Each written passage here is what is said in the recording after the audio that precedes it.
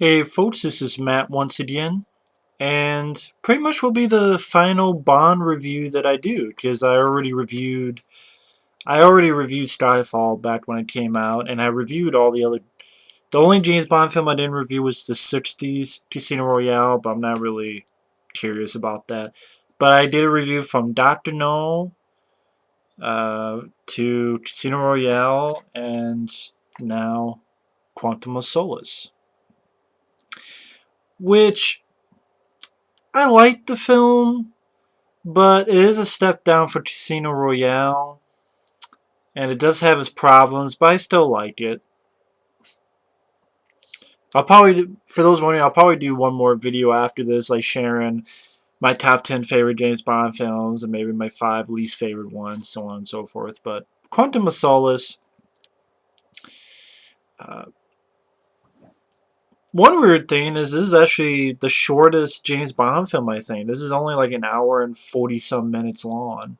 And usually James Bonds are over 2 hours. Uh, And it's one of those films that's actually a direct sequel to the previous film. Like, this is a direct sequel to Casino Royale. Yeah, at the end of Casino Royale, you had the girl who James Bond was in love with killed. Like, she's dead.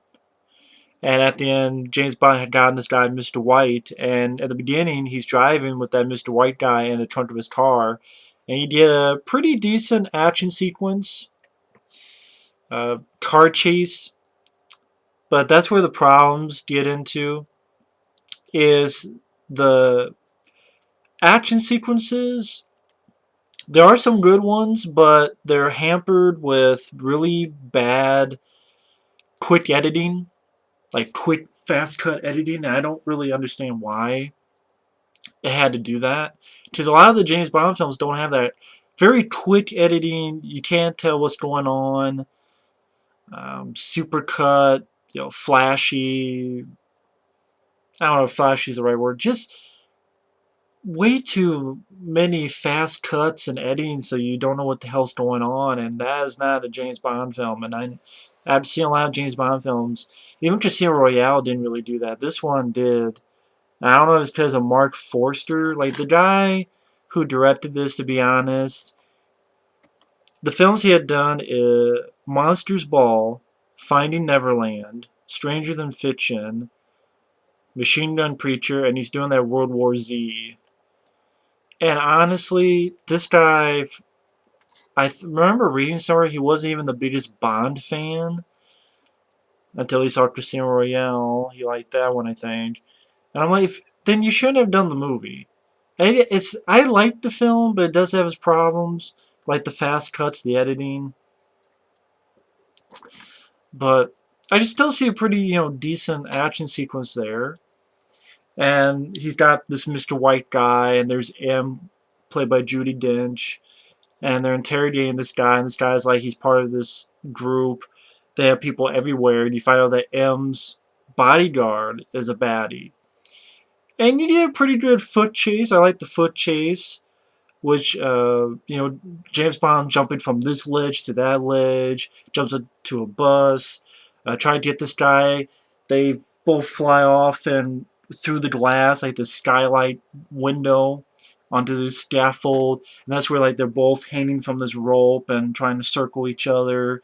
That's where you get that shot that I always remember, one of my favorite shots in the movie, where pretty much how the trailer ended, where he's on the rope and he gets the gun, he goes up and really nice looking shot. Again, I like that action scene. I will say the pace in this is pretty good, pretty decent. Should be, because there's maybe the shortest James Bond film. One least to know that he gets to Haiti. He's seen that bodyguard of M's that he fucked up, seeing what that guy's contact was, and it was this hitman that was sent to kill this girl who's a girlfriend of this environmentalist type guy, who is our lead bad guy. And one thing I'll say about the Daniel Craig films, Casino Royale and Quantum of Solace, was they don't really have the most memorable bad guys, but that's why I liked about Skyfall. I thought it had at least a better bad guy. than Casino Royale or Solace, but I still like all the films.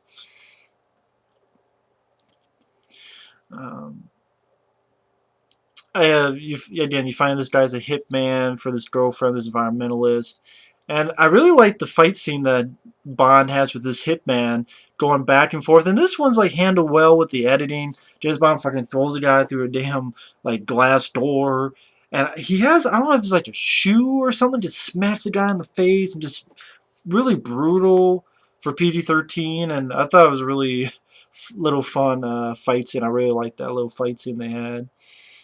And he's trying to look for that girl. And there's like a one scene where there's a guy following them, and James Bond just smacks the motherfucker's motorcycle. I like that. Well, at least another he follows the girl. The girl is with that environmentalist guy. James Bond thinks she's in trouble, so he gets on his motorcycle. Nice stunt sequence to get on this, I don't know, you want to say dock, into the boat. And you have, a decent boat chase or little boat battle that you got there. Then one thing leads to another, he goes to Australia to this opera where all these bad guys are at. He's taking pictures of what the members of this organization, and which I have to wonder if that's supposed to, I know it's called, I guess, Quantum or whatever, but yeah, the Quantum Organization. I don't know why it made me think of Spectre, but they couldn't use Spectre, so they used Quantum. And you did a little bit of gunfight, which isn't too much. Gets help from this guy, Giancarlo Giannini, in the first film, this guy called Mathis. Goes with him to Bolivia. Meets this operative, Fields, pretty much a girl who's a secretary. Secretary's ordered Bond to come back with her, to come back to MI6, but Bond says no. Goes to his party, sees that girlfriend that he helped save on the boat.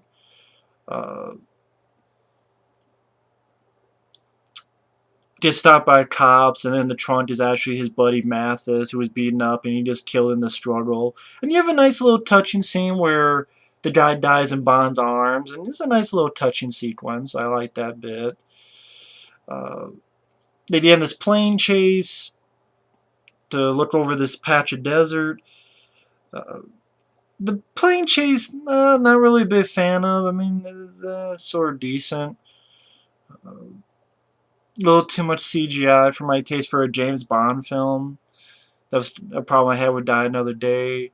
And again, the fast cut, fast editing just doesn't work for Bond. I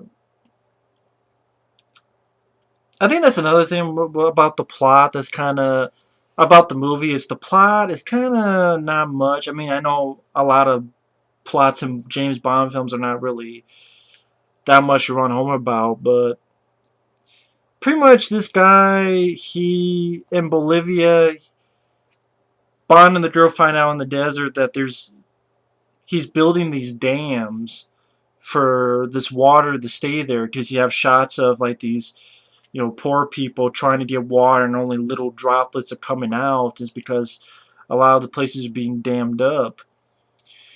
And the reason they're doing that is that they want to have the water supply be their monopoly, so that they alone will control the water of this country, Bolivia. And so even though these poor people, they can't get water to save their life, they don't give a fuck. It's like they have this dictator, and it's like, okay, we're going to let you become dictator, but you don't have to sign this piece of paper, and you don't have to get the water from us, and we're going to up the price. It's pretty much like Christopher Walken's scheme in A View to a Kill, only it's with microchips. Here it's with water. Because again, these poor people can't get water in Bolivia. And I don't know, the plot's just like, not really big on it. I think why I don't mind this film is that I thought I went at a quick enough pace. I didn't get bored with it. Some action scenes, the one at the beginning, the little fight scene, and I liked the action scene at the ending. I thought he did have some good action scenes, although somewhat hampered by the fast cut, fast editing. I think Daniel Craig is great. Um, if I have time in the next video, I'll pick my 5 favorite Bonds, but he's up there. I really like Daniel Craig in the role. I think he does a really wonderful job. But just basically, once they find out in the desert,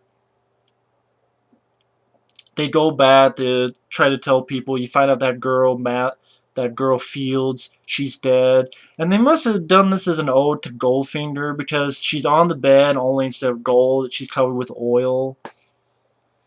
And Bond escapes because, they want to blame him, or it's like, you're pretty much going to arrest him, pretty much. Like, take away his 00, that type of thing. He escapes. He meets Felix. What was his name? Jeffrey Wright. He comes back in the picture again. And Jeffrey Wright does a good job for a little bit he has to do. Felix, CIA guy. Very much tells them that the bad guy are in this hotel, sort of like this hotel in the middle of nowhere in the desert. Which I was wondering, I don't know if they explained the plot, where the fuck that hotel came from in the middle of the desert. If they explained it, I went through my head. I like the final battle, where pretty much the girl and Bonds pretty much start this explosion that just keeps cascading throughout the hotel while Bond is fighting the bad guy. And then the girl, the girlfriend of the bad guy, she's fighting. The reason she got involved was the dictator guy, dictator guy, had killed her family. And they're sort of both having their own little fights. And I like the end action sequence. I like the practical explosions. I like the way I like how it was shot. I thought that was actually shot well, in my opinion. I thought, if this little fast cut setting, it worked in that sequence. Like the scene where James Bond's on this little scaffold and it like topples so it's barely hanging, in the way that it's shot. There's certain angles they use. You have a little bit of an axe. James Bond doesn't use an axe, but the guy's like, and the way James Bond's blocking, I don't know, it's shot well and it's entertaining. I like they get the bad guy and they leave him in the middle of the desert, and James Bond like gives him this little can of oil and he's like, I'll make a bet you make it 20 miles before thinking of drinking that. And then the ending, he finds the boyfriend. Remember when I was talking about Casino Royale, the girl he fell in love with, the reason she did was because her boyfriend was taken. Well, you find out that he was with the Quantum group. And that's his job, is to seduce people and to get them information and pretend to be kidnapped. And James Bond gets on his fucking parade in Russia and they arrest his ass. I mean, Quantum of Solace, the fast cut editing did not need to be there. I don't know if it's because Marc Forster, he's not really a guy who's done action films. I know he's doing World War Z, but that doesn't look good to me. To be honest, not to me. I don't think it looks good. Fucking CGI zombie looked like lemmings. I think they could have done the revenge angle for James Bond a little bit better. Like, I will admit, License to Kill does that revenge angle better. That's why I like License to Kill more than this film. But you have a couple, and the plot is with the water is not really the most interesting. But the reason I'm not ranting on this is because it went at a fast enough pace. It's the shortest Bond film, 1 hour and 40 minutes. Daniel Craig's still really good as Bond. You have you do have some decent action sequences I enjoyed.